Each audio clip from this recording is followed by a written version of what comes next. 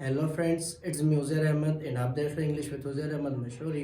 मैं आप लोगों के लिए कुछ एक्सरसाइज लाया हूँ एंड ये जो एक्सरसाइज है वो तकरीबन इस्तेमाल होती है पार्ट्स ऑफ स्पीच को आइडेंटिफाई करने में। So you have to get copy and you have to write down these sentences and try to identify according to me as I am doing, and you have to follow suggestions and some instructions so you will get easy to do your work. And these are sentences and some others will be given to you and these are written on board. you हमें जो है identify करना है कि कौन सा word कौन से पार्ट्स ऑफ स्पीच से रिलेट करता है, उसको हम अंडरलाइन करेंगे एंड उसका बताएंगे कि ये पार्ट्स ऑफ स्पीच या ये अल्फाज इस चीज़ से ताल्लुक़ रखता है। ठीक है दोस्तों, तो आप भी पेन और कॉपी उठाएं और लिखते जाएं और मुझे कमेंट सेक्शन में भी इनके सॉल्यूशंस सेंड कीजिएगा। Then let's come now on the exercise and start your exercise.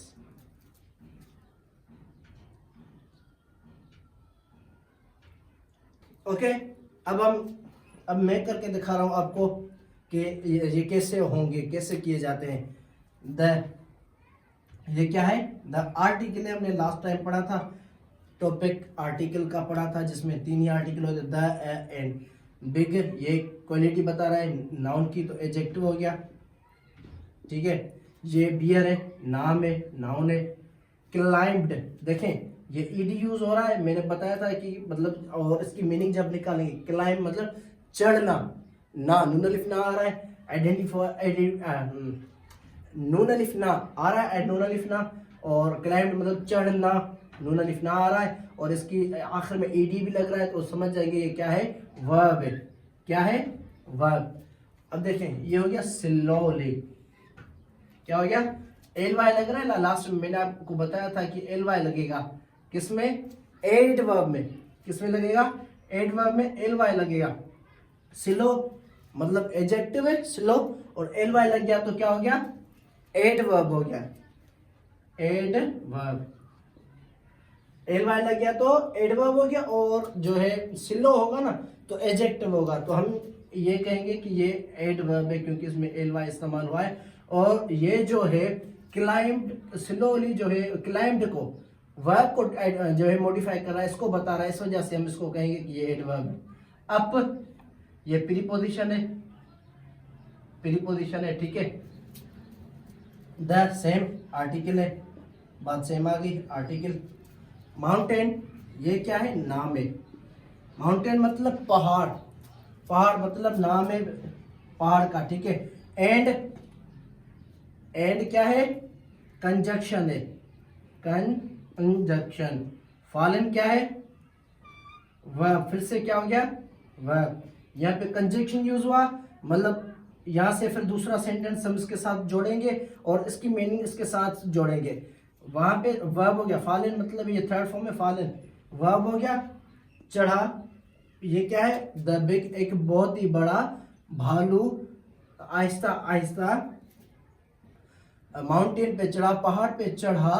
ठीक है, और एंड फॉलन फ्रॉम देयर, और वहां से गिर गया। फ्रॉम, ये फिर से प्रीपोजिशन हो गई।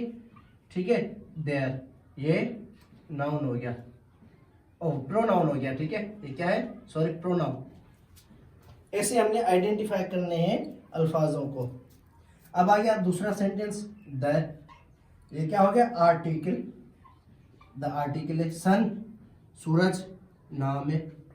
शाइन्स, शाइन का मतलब, अब इसको मिसाल के तौर पे हम खत्म करते हैं। ठीक है, शाइन का मतलब है चमकना, नून अलिफ ना आ रहा है, चमकण सिंधी में चवंदा सी, एंड नून अलिफ ना, शाइन मतलब चमकना, तो ये क्या है? वर्ब है, और एस लग जाएगा तो ये जो है एस के एस लगाने से ये प्लूरल वगैरह नहीं होता। वर्ब से अगर वर्ब को हम एस लगाएंगे तो वो जो है टेंस जाहिर करता है। टेंस क्या जाहिर करता है? टेंस। जब हम टेंस पे आएंगे तो ये जरूर पढ़ेंगे। तो शाइन्स क्या है? वर्ब। अब हम आते हैं तीसरे सेंटेंस पे।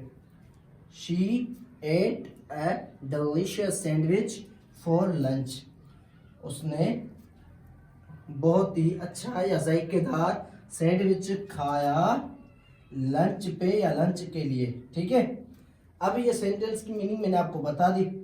अब हम आते हैं कि इनके जो है पार्ट्स ऑफ स्पीच, कौन सा अल्फाज कौन सा पार्ट्स ऑफ स्पीच है, ठीक है। शी क्या होगा, प्रोनाउन, क्या है, प्रोनाउन, क्योंकि मैंने बताया था कि जो नाउन के बजाय मतलब नाउन की जगह पे हम इस्तेमाल करें तो वो क्या होता है, प्रोनाउन। एट सेकंड फॉर्म है वर्ब की, ईट मना, ईट मतलब खाना, ईट खाना, ईट की सेकंड फॉर्म होगी एट मतलब खाना, खाया, शी एट खाया। ये क्या हो गया, आर्टिकल, ये हो गया आर्टिकल। फिर हम आएंगे इस चीज पे, डिलीशियस मतलब जायकेदार, जायकेदार मतलब बहुत ही अच्छा था, जायकेदार था। इसका सैंडविच की क्या बता रहा है, खासियत, डिलीशियस खासियत बता रहा है सैंडविच की, तो ये क्या हो गया, एडजेक्टिव, खासियत बता रहा है। और किसकी, नाउन की खासियत बता रहा है। सैंडविच क्या है, नाउन। ये फोर क्या है, प्रीपोजिशन, क्योंकि नाउन को, वक्त को जो है इसके साथ, सेंटेंस के साथ जोड़ रहा है, ठीक है, प्रीपोजिशन। अब हम आते हैं इस वर्ड पे, लंच। लंच क्या है, नाउन, मतलब जो दोपहर के खाना होता है उसको हम क्या कहते हैं, लंच। इसको नाम, दोपहर के खाने को क्या नाम दिया है, लंच, ठीक है। अब हम आते हैं चौथे सेंटेंस पे, ये द बेबी लाफ्ड लाउडली, बच्चा बहुत ही जोर से हंसा। द आर्टिकल हो गया, बेबी बच्चा, ये हो गया नाउन, ठीक है। लाफ्ड, देखें ईडी इस्तेमाल भी हो रहा है, और लाफ मतलब हंसना, खिलन, हंसना, तो लाफ ईडी लगाया, फॉर्म चेंज हुई, नून अलिफ ना भी लग गया, इसका मतलब ये क्या है, वर्ब है, ये क्या है, वर्ब। अब लाउडली, लाउड लगेगा तो क्या होगा, एडजेक्टिव, लाउड लगेगा तो क्या होगा, एडजेक्टिव। और लाउडली, लाउडली एल वाई लग गया तो क्या होगा, एडवर्ब, एल वाई लग गया एडवर्ब होगा, लाउड होगा तो एडजेक्टिव। तो हम इसको आइडेंटिफाई करेंगे कि ये क्या है, एडवर्ब, क्योंकि लाउड ली है, ली है, और ये किसको बयान कर रहा है, वर्ब को, कैसे आसान, तेज से आसान, तो क्या है, एडवर्ब।